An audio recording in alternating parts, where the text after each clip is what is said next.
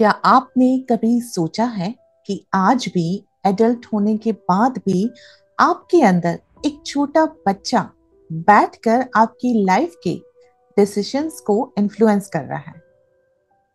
क्या आपने कभी नोटिस किया है कि सर्टेन सिचुएशंस में आप एग्जैक्टली वैसे रिएक्ट करते हैं जैसे बचपन में करते थे?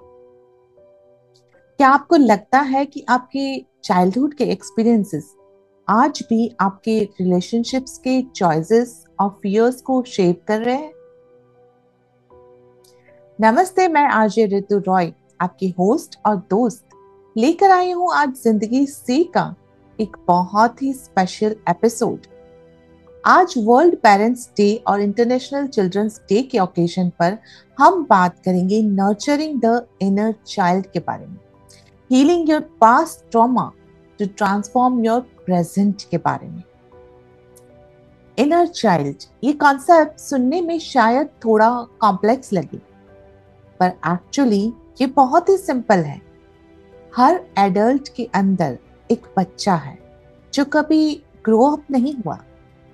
वो बच्चा जो कभी हर्ट हुआ था, जो कभी स्कैर्ड था, जो कभी मिसअंडरस्टूड फील किया था, वो आज भी हमारे अंदर समवेयर एग्जिस्ट करता है। और ये इनर चाइल्ड सिर्फ नेगेटिव एक्सपीरियंसेस से नहीं बनता, पॉजिटिव एक्सपीरियंसेस भी होते हैं। जब हम सेफ फील करते थे, लाउड फील करते थे, क्रिएटिव थे, क्यूरियस थे, वो भी हमारे अंदर है।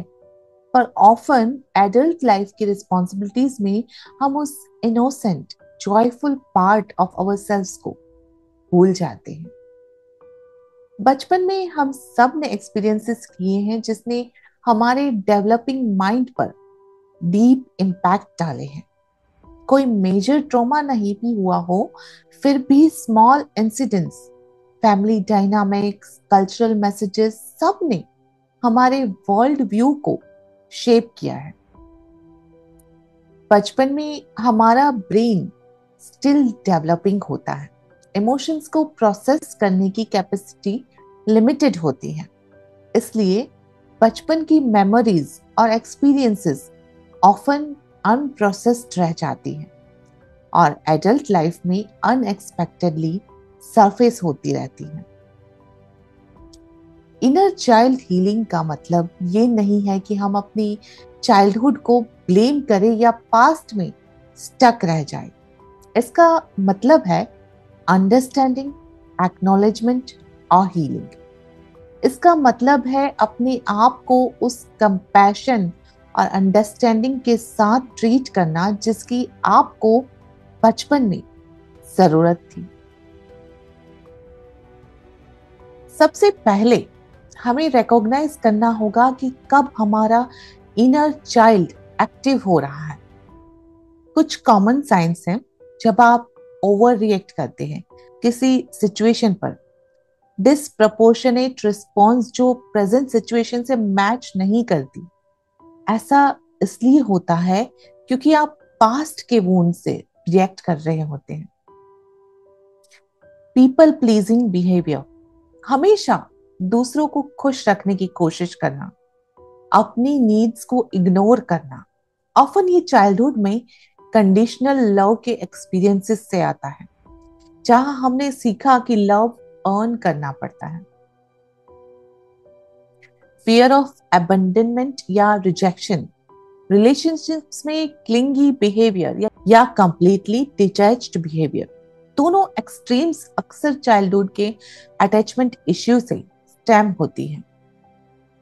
और एक बहुत इंपॉर्टेंट एस्पेक्ट है चाइल्डहुड बिलीफ्स जो हमारे एडल्ट लाइफ को कंप्लीटली गवर्न कर रही होती है।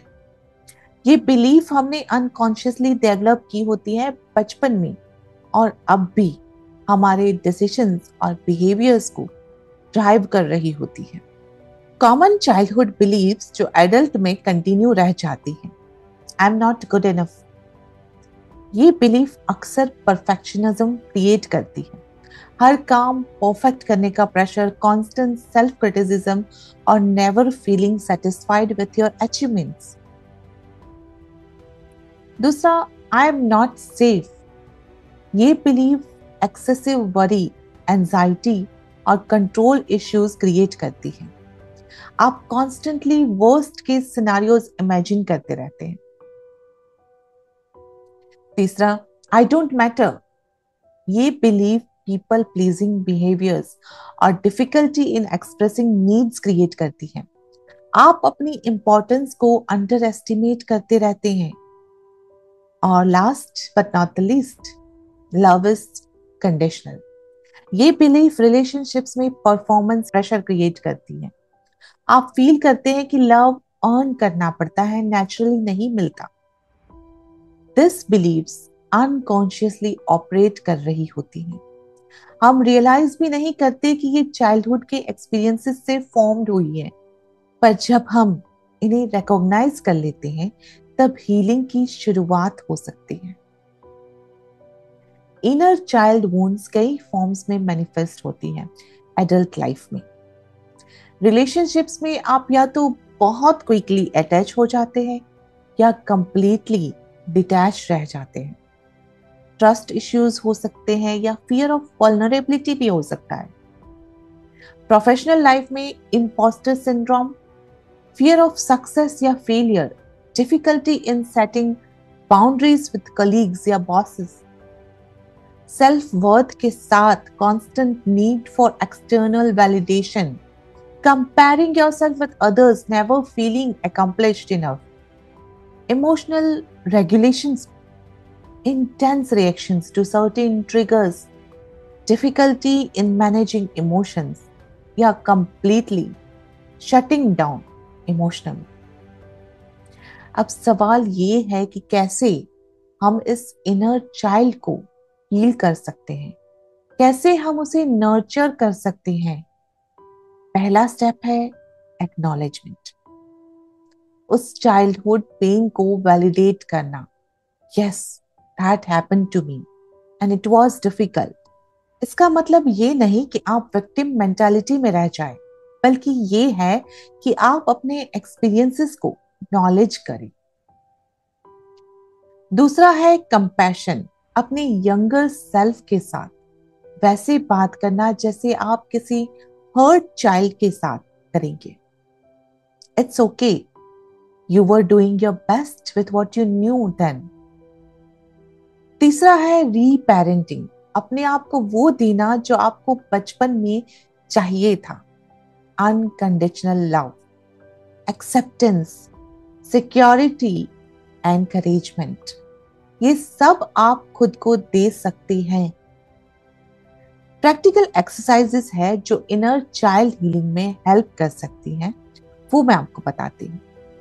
इनर चाइल्ड मेडिटेशन, कुछ मिनट्स निकालकर अपने यंगर सेल्फ को विजुअलाइज करना, उसके साथ कन्वर्सेशन करना, पूछना कि उसे क्या चाहिए, उसे कैसे कंफर्ट करना है। चाइल्डहुड फोटोज देखना और उस चाइल्ड को लव भेजना, प्यार भेजना, उससे कहना You are enough, you are loved, you are safe। Journaling हमेशा हेल्प करती है। अपनी चाइल्डहुड मेमोरीज को राइट करना, पर्टिकुलरली उन इंसिडेंट्स को जिन्होंने आपको डीपली अफेक्ट किया था, फिर एडल्ट पर्सपेक्टिव से उस चाइल्ड को कंफर्ट करना। Creative expressions, painting, dancing, singing, playing, वो एक्टिविटीज करना जो बचपन में आपको खुशियां देती थी, जॉय देती थी। एक इंपॉर्टेंट पॉइंट है, हीलिंग लीनियर प्रोसेस नहीं है। कुछ दिन आप प्रोग्रेस फील करेंगे, कुछ दिन लगेगा जैसे स्क्वायर वन पर वापस आ गए। ये नॉर्मल है। हीलिंग में पेशेंस और सेल्फ कंपैशन की जरूरत होती है। जब आप इनर चाइल्ड को हील करना शुरू करते हैं तो आपकी रिलेशनशिप्स ऑटोमेटिकली इंप्रूव होने लगती हैं, क्योंकि अब आप रिएक्ट नहीं कर रहे हैं वुंड से, रिस्पॉन्ड कर रहे हैं विजडम से। आप बेटर बाउंड्रीज सेट कर पाते हैं क्योंकि आप अपनी वर्थ समझने लगते हैं। आप ऑथेंटिक रिलेशनशिप्स बना पाते हैं क्योंकि आप मास्क नहीं पहन रहे। पार्टनर के साथ कॉन्फ्लिक्ट्स भी कम होती है क्योंकि आप अंडरस्टैंड कर पाते हैं, समझ पाते हैं कि कब आपका रिएक्शन पास्ट से आ रहा है और कब प्रेजेंट सिचुएशन जस्टिफाइड है। पेरेंटिंग भी ड्रास्टिकली इंप्रूव होती है जब आप इनर चाइल्ड को हील कर लेते हैं। तो आप अपने बच्चों के साथ उस कंपैशन और अंडरस्टैंडिंग से इंटरेक्ट कर पाते हैं जिसकी आपको जरूरत थी। आप जनरेशनल पैटर्न्स ब्रेक कर देते हैं। वो ट्रॉमा या नेगेटिव बिलीव्स जो जनरेशन से पास डाउन हो रही थी आपके साथ स्टॉप हो जाती है। एक ब्यूटीफुल एस्पेक्ट है इनर चाइल्ड हीलिंग का। आपको अपनी जॉय, क्रिएटिविटी, स्पॉन्टेनिटी वापस मिल जाती है। एडल्ट लाइफ में हम ऑफन सीरियस हो जाते हैं, रिस्पॉन्सिबिलिटीज में यूं घिर जाते हैं कि हमारा प्लेफुल नेचर कहीं खो सा जाता है। जब आप अपने इनर चाइल्ड को नर्चर करते हैं तो आप फिर से वंडर फील कर पाते हैं, छोटी चीजों में खुशियां ढूंढ पाते हैं। लाइफ की टॉवर्ड्स क्यूरियोसिटी और ओपननेस आ जाती है। कुछ डेली प्रैक्टिसेस हैं जो इनर चाइल्ड नर्चरिंग में हेल्प कर सकती है। मॉर्निंग में कुछ मिनट्स निकाल कर अपनी इनर चाइल्ड से चेक इन करना। How are you feeling today? What do you need? कभी ये बहुत स्टूपिड फील होता है, बट इट रियली वर्क्स। जब कोई ट्रिगर हो तो पॉज लेना और asking yourself, is this my adult self responding या मेरा इनर चाइल्ड है जो रिएक्ट कर रहा है? सेल्फ टॉक को मॉनिटर करना। आप अपने साथ कैसे बात करते हैं? क्या आप उसी टोन में किसी बच्चे से बात करेंगे? अगर नहीं तो वक्त है उस टोन को इम्प्रूव करने का। वीकली एक एक्टिविटी करना जो पूरी तरह प्लेफुल हो, डांसिंग, कलरिंग, स्विंगिंग या कुछ भी जो आपके इनर चाइल्ड को खुशी दे। इनर चाइल्ड हीलिंग जर्नी में सबसे इंपॉर्टेंट बात है पेशेंस और सेल्फ कंपैशन। आपका अपने साथ गुस्से में नहीं होना, डिसअपॉइंटेड नहीं होना। आप एक हर्ट चाइल्ड को हील कर रहे हैं और उसमें टाइम लगता है। कभी कभी ये हीलिंग प्रोसेस डिफिकल्ट भी लग सकती है। बरीड मेमोरीज या इमोशंस सरफेस हो सकती है। ये नॉर्मल है, पर अगर ये ओवरवेलमिंग लगे तो प्रोफेशनल हेल्प लेना हेजिटेट ना करें।